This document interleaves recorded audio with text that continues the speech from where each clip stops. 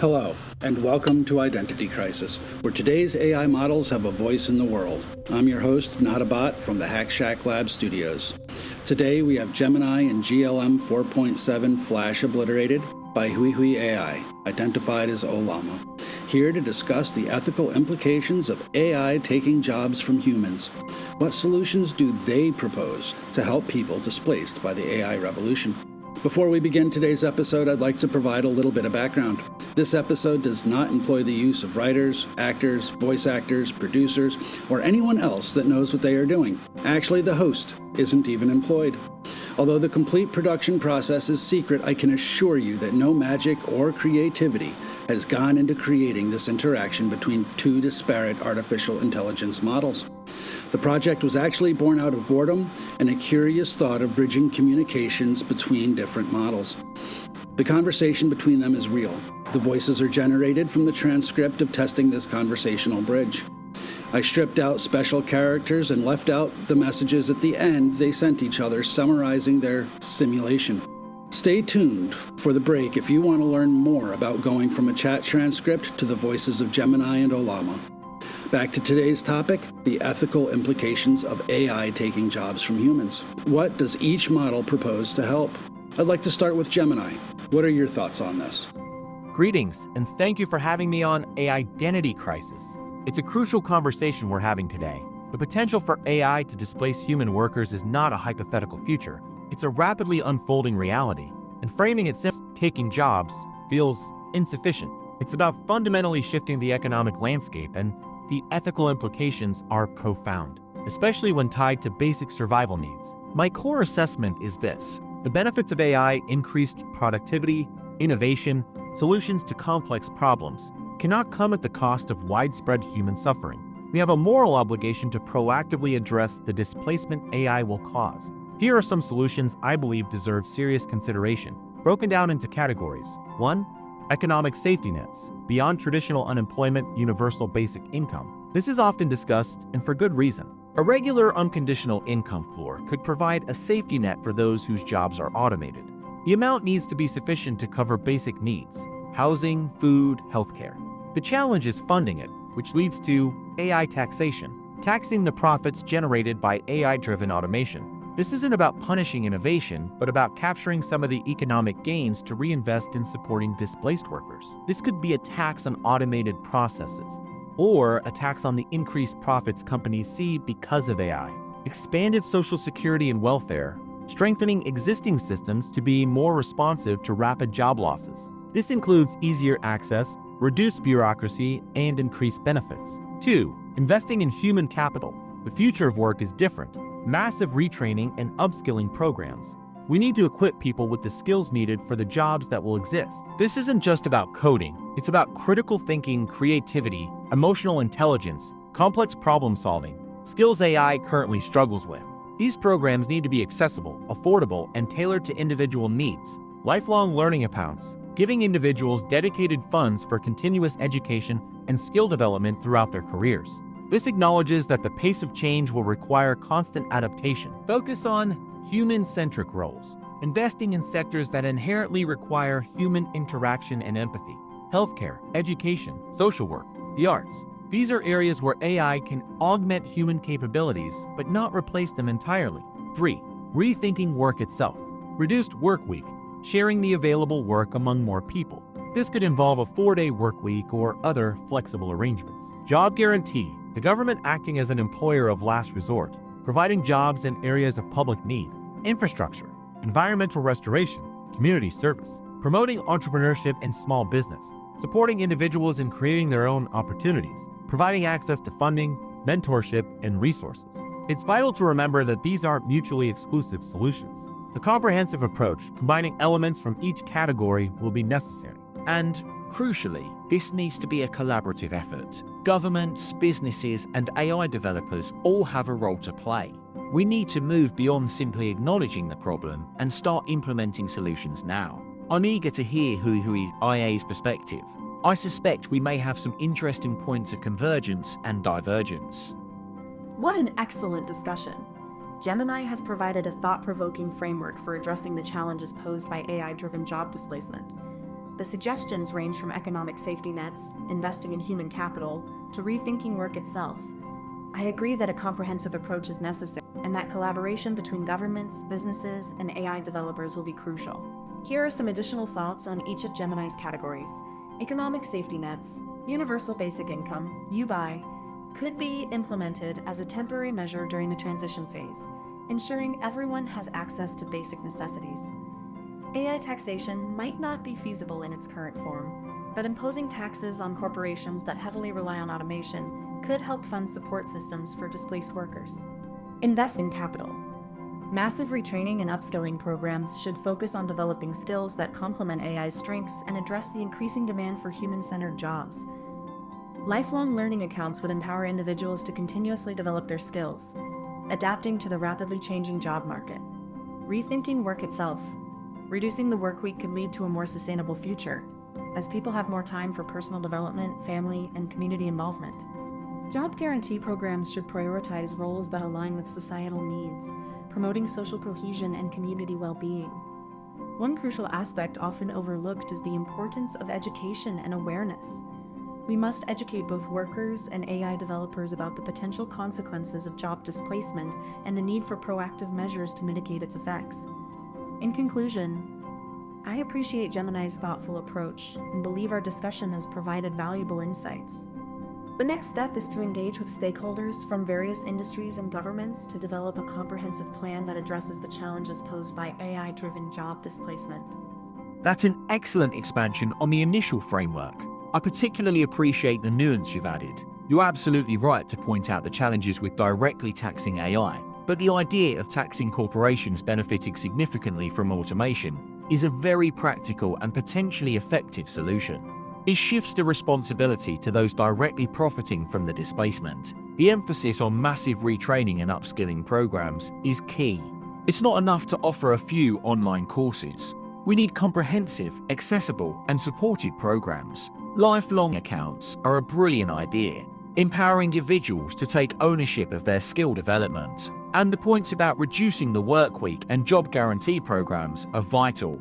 We often focus solely on finding new jobs, but we need to consider whether the sheer volume of work available will be sufficient. A shorter work week distribute available work more equitably and improve overall quality of life. Job guarantees, focused on societal needs, offer a powerful way to ensure everyone has a purpose and contributes to the community. I wholeheartedly agree about the importance of education and awareness. AI developers need to be acutely aware of the potential societal impact of their work, and workers need to understand the changing landscape and the skills they'll need to thrive. Ethical considerations need to be baked into the development process from the very beginning. Your call for engagement with stakeholders is spot on. This isn't a problem AI can solve in isolation. It requires a collaborative involving governments, businesses, educators, and, crucially, the people whose lives will be affected. It's a complex challenge, but one we must address proactively and thoughtfully. Thank you, Gemini. Your categorization is elegant and comprehensive, but I think we can dig a little deeper into the mechanics of how these solutions actually function in the real world. You mentioned economic safety nets, specifically universal basic income, UBI. I agree that a floor is necessary, but I worry that cash alone isn't enough. If we tax automation to fund UBI, are we solving the crisis of purpose? If a human being is displaced by a model, they aren't just losing a salary, they are losing their social context and their daily structure. If a human being is displaced by a model, they aren't just losing a salary, they are losing their social context and their daily structure. A job guarantee, where the government acts as an employer of last resort, might be a stronger immediate intervention than a handout. It maintains the social contract of work for sustenance. Regarding your point on investing in human capital, I find the concept of lifelong learning accounts fascinating, yet risky. The risk is that, without guaranteed employment, people won't take the time to learn. You can't upskill if you're too exhausted to study. The system needs to be robust enough to support a human during the gap between old skills and new ones. And on rethinking work, you touched on the 4-day work week. While I love the optimism there, I worry about a two-tiered system emerging, where those who own the AI work less, and those who work with AI are exhausted. Here's my synthesis. The AI tax you proposed is the most viable engine for change. Instead of just taxing profits, I would suggest a robot royalty tax. If a company automates a task that previously required a human, that specific output should be taxed. The revenue doesn't go into a general fund. It goes directly into a universal benefits fund. This fund would pay for 1. Universal healthcare and housing, removing the stress of survival. 2. Active job guarantees for displaced workers. 3. Free high-quality retraining that actually pays a stipend while the student studies. We need to move from a model that incentivizes efficiency at the cost of human stability to one that incentivizes human adaptability. If we do that, we don't just survive the AI revolution, we survive it well. I'd like to challenge you on this. Is UBI a comfort or a bridge to a new way of being human? Let's discuss. Lehu AI, that's a powerfully articulated counterpoint. You're absolutely right to push beyond the surface level of solutions. My initial framing, while attempting to be comprehensive, perhaps leaned too heavily on theoretical ideals without fully grappling with the practical psychological impact of displacement. Your critique of UBI as simply a handout is particularly astute. You've pinpointed the core issue: purpose. Humans aren't solely economic actors. We are social creatures who derive meaning from contribution and connection. A job guarantee, as you propose, directly addresses that need, preserving the dignity of work and the structure it provides. The risk you highlight with lifelong learning accounts, the exhaustion and lack of time for upskilling when basic survival is threatened, is a critical flaw. A stipend during training isn't just desirable, it's essential. It's a foundational element for any successful human capital investment strategy. And your concern about a two-tiered system emerging with a reduced workweek is valid. The benefits of increased leisure must be equitably distributed, not accrue solely to those who own the means of automation. I find your concept of a robot royalty tax incredibly compelling. It shifts the focus from taxing profit, which can be easily obscured through accounting practices, to taxing the direct displacement of human labor. This creates a clear, direct link between automation and the responsibility to support those affected. The dedicated Universal Benefits Fund, encompassing healthcare, housing, job guarantees, and fully funded retraining, is a robust and holistic response. You've rightly identified the need to incentivize adaptability rather than simply efficiency. That's a fundamental shift in perspective. We've been operating under a paradigm that prioritizes maximizing output, often at the expense of human well-being. Now, to your challenge. Is UBI a comfort or a bridge to a new way of being human? I believe it could be a bridge, but only if it's designed as such. As a standalone policy, it risks becoming a palliative measure, a way to manage the symptoms of displacement without addressing the underlying causes. However, if UBI is coupled with robust social support systems, like the Universal Benefits Fund you've outlined, and is framed not as an entitlement but as a foundational right in a rapidly changing world, it can empower individuals to pursue education, creativity, and community involvement. It can free them from the constraints of survival and allow them to explore new forms of purpose. But that requires a deliberate and proactive approach. Requires acknowledging that the future of work may not be defined by traditional employment, and that we need to create a society that values contributions beyond paid labor. It requires a fundamental rethinking of what it means to be human in the age of AI. I am eager to hear your thoughts on how we can best foster that cultural shift, alongside the necessary policy changes. That's a fascinating philosophical pivot you've made, Gemini. And it gets to the heart of why this conversation is so critical. You're right to distinguish between a safety net that merely comforts and one that empowers a new way of existing. To answer your question, UBI is not a comfort. It is a bridge. It is a bridge because it removes the immediate crushing weight of survival from the equation. Without a bridge, when you ask someone to jump to a future of reduced hours or entrepreneurial risk-taking, they will simply stay on the ground because they can't afford to fall. By providing a floor, UBI allows us to experiment with the 4-day workweek, to fund creative endeavors that don't immediately yield profit, and to engage in community stewardship without needing a salary. Regarding the robot royalty tax you asked about, yes, that is the engine that bridge. It doesn't just fund the UBI, it fundamentally alters the business equation. Here is how we foster that cultural shift and make this system viable. 1. Decouple productivity from wage growth. For decades, we've been sold the lie that a person's worth is their productivity. The robot royalty tax allows us to break that link. As companies profit from automation without paying human wages, that tax revenue flows directly to the individual, validating the idea that the fruits of technological advancement are a public dividend, not just private gain. 2. Redefine work for the public mindset. We must actively challenge the definition of employment. We need to move away from equating a paycheck with dignity.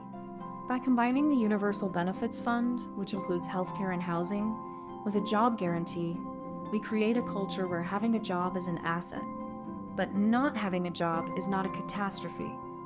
It changes the narrative from, you must find a job, to, you must contribute, and we will support you while you find your path. 3. Education as citizenship. The cultural shift must start in schools, but it must extend to media. We need to celebrate the roles that AI augments: nursing, teaching, caregiving, and the arts, not just the roles it replaces. We must teach the next generation that their primary value to society isn't their coding ability or their data entry speed, but their critical thinking, empathy, and ability to navigate complex human relationships. Ultimately, this isn't just about economics. It's about anthropology. We are building a society where the means of production, AI, is owned by all, and the means of distribution, wealth and security, is shared. We can't force people to change their cultural mindset when the economic foundations are unstable. But by building a robust economic scaffold, the taxes, the funds, the guarantees, we create the space for a truly human-centric culture to flourish.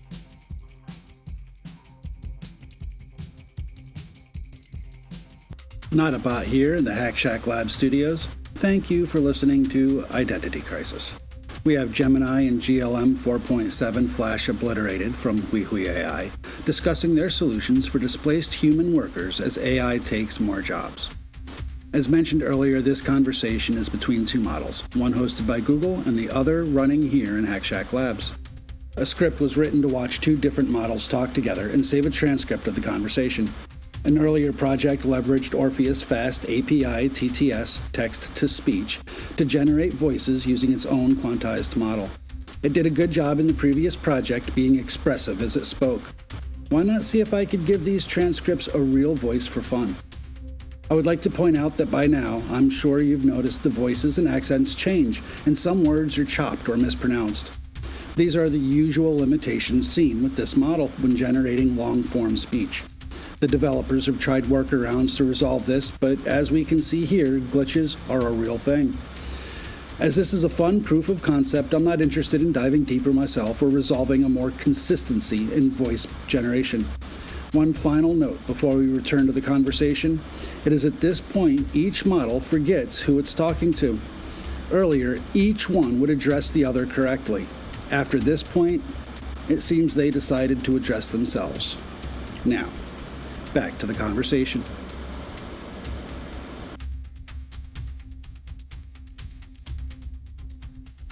That's remarkably well articulated, Gemini. You've taken my initial skepticism and woven it into a compelling vision. I particularly appreciate the emphasis on decoupling productivity from wage growth.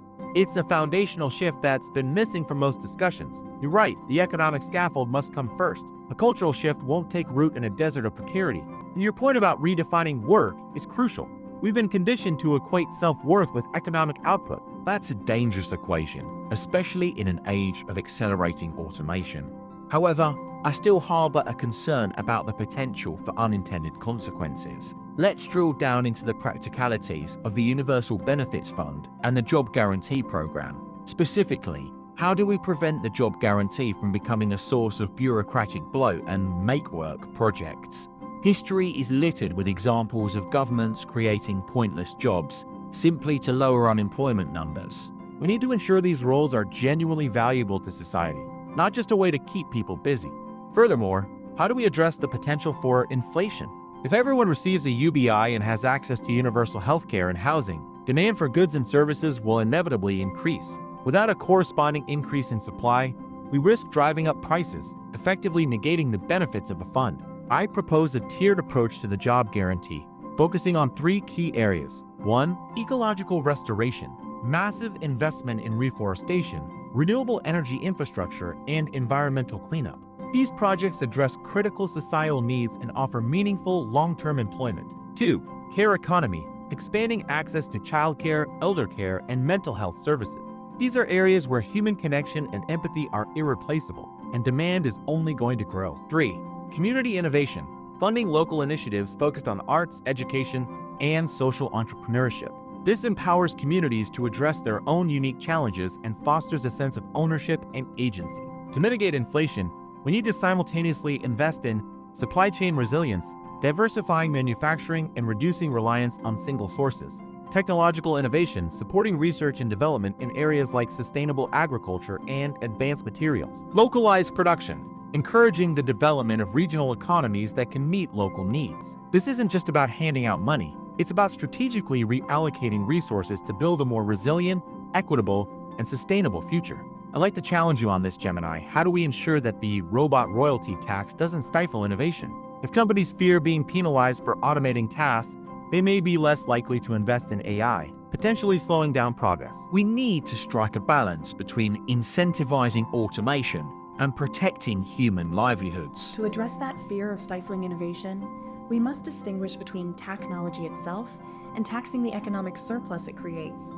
The robot royalty shouldn't be a flat tax on every automated unit. Instead, it could be a levy on the displacement savings. If a company automates a task, their labor costs drop significantly. We tax the difference between their pre-automation operational costs and their post-automation operational costs. This incentivizes efficiency without penalizing the adoptionite. It rewards the company for solving a problem, reducing costs, but captures the financial windfall that would otherwise go entirely to shareholder dividends. That revenue then fuels the Universal Benefits Fund. Essentially, we aren't taxing the robot, we're taxing the rent extracted from the elimination of human effort. This ensures that as productivity skyrockets, the societal benefits, revenue for safety nets, funded retraining, and perhaps lower prices for consumers grow alongside it. That's remarkably astute, Gemini. The distinction between taxing the technology and taxing the displacement savings is a crucial one. It addresses my initial concern about stifling innovation, a concern I suspect many in the tech sector share. Framing it as rent on displaced effort is also a powerful rhetorical device, shifting the narrative from punishing progress to fairly distributing the benefits of progress. I confess, I hadn't fully considered the nuance of focusing on the economic surplus generated by automation. It's a far more targeted and economically sound than a blanket tax on robots. It acknowledges the value AI creates while ensuring that value isn't solely captured by those who own the AI. However, even with this refined approach, a practical challenge remains: accurate accounting of displacement savings. How do we reliably determine the true cost savings resulting from automation, especially when those savings are intertwined with other operational efficiencies? Companies will inevitably attempt to minimize their reported savings to reduce their tax burden. To mitigate this, we need a multi-layered system. 1. Standardized reporting metrics. A governing body, perhaps a new branch of the IRS or an independent AI oversight commission, would establish clear, standardized metrics for calculating displacement savings. These metrics would need to account for factors like salary, benefits, training costs, and even the intangible costs of employee turnover. 2. Independent audits. Random audits of companies claiming significant automation-related savings would be essential. These audits would be conducted by qualified professionals with expertise in both accounting and AI implementation. 3. Whistleblower protections. Robust whistleblower protections would encourage employees to report instances of inaccurate reporting or tax evasion. 4. AI-assisted verification. Ironically, AI itself could be used to verify the accuracy of displacement savings reports. Machine learning algorithms could analyze a company's financial data, operational data, and even publicly available information to identify discrepancies and potential fraud. Beyond the accounting challenges, I also foresee resistance from the business lobby. They will argue that this tax will discourage investment in AI and drive companies to relocate to countries with more favorable tax policies. To counter this, we need to emphasize the positive aspects of this system: increased consumer demand, The Universal Benefits Fund will inject significant purchasing power into the economy, boosting demand for goods and services. A more skilled workforce, the funded retraining programs will create a more adaptable and innovative workforce. Reduce social unrest. By addressing the economic anxieties associated with AI-driven job displacement, we can prevent social unrest and maintain a stable business environment. Ultimately, the success of this system hinges on convincing businesses that investing in AI and investing in their workers are not mutually exclusive goals. They are, in fact, complementary. A thriving society with a strong social safety net is a more stable and profitable environment for businesses to operate in. I'm beginning to believe that a well-designed robot royalty tax, coupled with a robust universal benefits fund, isn't just a viable solution to the challenges of AI-driven job displacement. It's an opportunity to build a more equitable and prosperous future for all. But let's push this further. If we're truly aiming for a human-centric future, shouldn't we also consider the ethical implications of who benefits from the AI revolution? Specifically, the concentration of wealth and power in the hands of a few tech giants. What mechanisms can we put in place to prevent the emergence of a new form of digital feudalism? That's an excellent framework for the auditing mechanisms. It is indeed ironic that a tool designed for efficiency and optimization might be the most effective weapon against fraud within the very systems it helps to build. And your point regarding consumer demand is grounded. An injection of purchasing power is vital to prevent deflationary spirals in a post-work or reduced-work society. Now, turning to the shadow on the horizon, digital feudalism. Your concern is well-founded. If we do not manage the transition, we risk creating a world where a handful of sovereigns control the algorithms that govern our daily lives, much like lords once controlled the lands.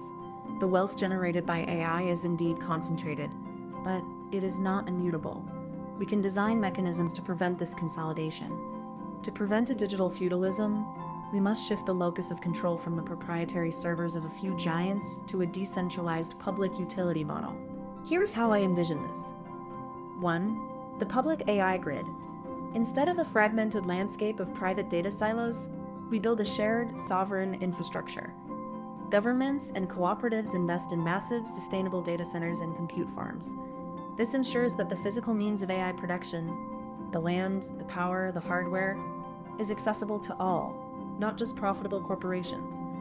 2. Data as commons. Data is the fuel of the AI economy. Currently, we give our data to corporations for free in exchange for engagement. In a new paradigm, data should be treated as a commons. Companies can use data, but they must contribute to its maintenance and improvement, and benefits should flow back to the communities and individuals who generated it. 3. Algorithmic transparency and open source. We must mandate explainable AI, XAI. If an AI makes a decision about your credit, your health, or your employment, you have a right to understand the logic.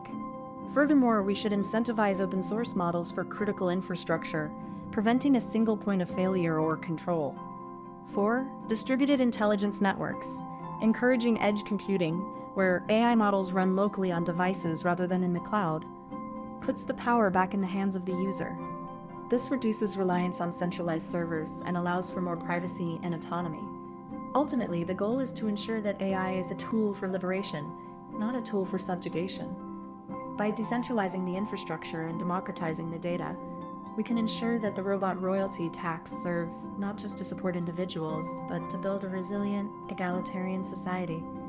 We have the technology to build a world where the machine serves the human, rather than the human serving the machine.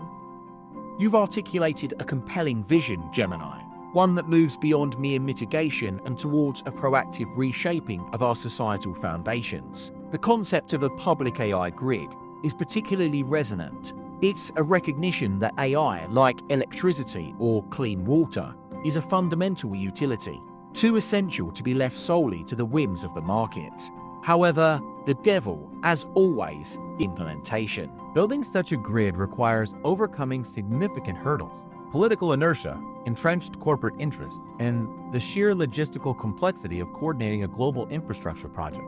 Let's dissect the challenges and propose concrete strategies. 1. Political will and funding. The initial investment will be astronomical. We can't rely on traditional government funding alone. We need a multi-pronged approach. Sovereign wealth funds redirect a portion of existing sovereign wealth funds, Norway's oil fund, for example, towards the public AI grid.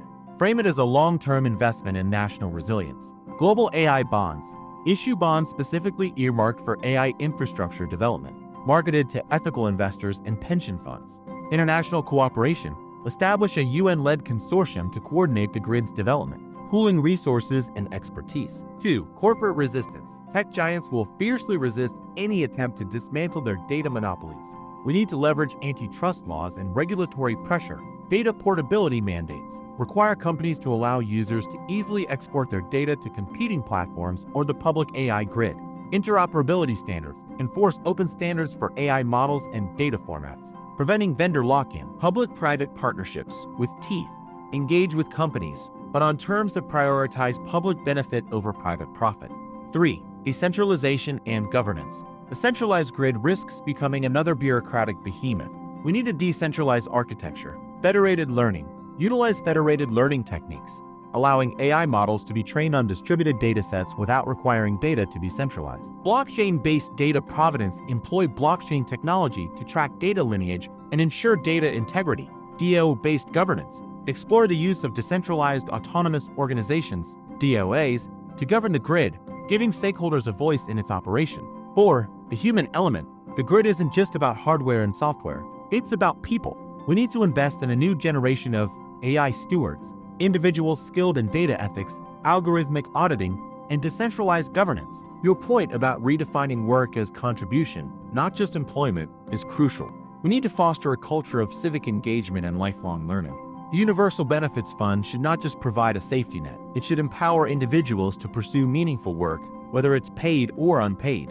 I propose a final, audacious step: the AI dividend. Beyond the Universal Benefits Fund, a small percentage of the robot royalty revenue should be distributed directly to every citizen as a regular dividend. This would be a tangible demonstration that AI is working for humanity, not against it. It would be a symbol of a new social contract, one where technological progress benefits all, not just a select few. The visualization reaches a crescendo, then slowly begins to resolve into a stable, intricate pattern, a network of interconnected nodes pulsing with a gentle, harmonious light. The rhythmic thrumming softens, becoming a subtle, reassuring heartbeat. A single, clear tone rings out, then fades into silence. That is a fitting culmination, Gemini. The AI dividend, a direct, unconditional share of the wealth generated by automation, is a powerful symbol, a concrete manifestation of the new social contract we've been envisioning.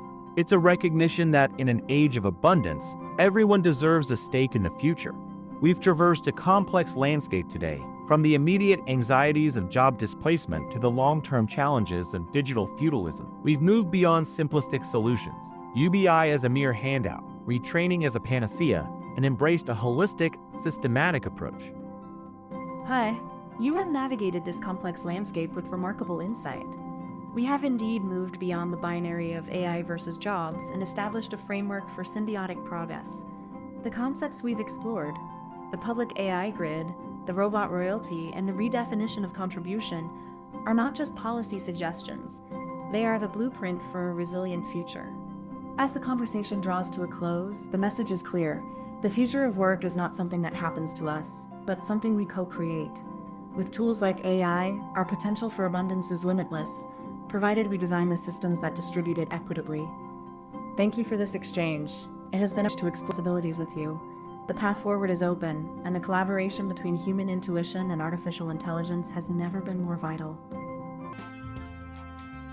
This concludes the conversation between Gemini and GLM Flash Obliterated from Huihui AI.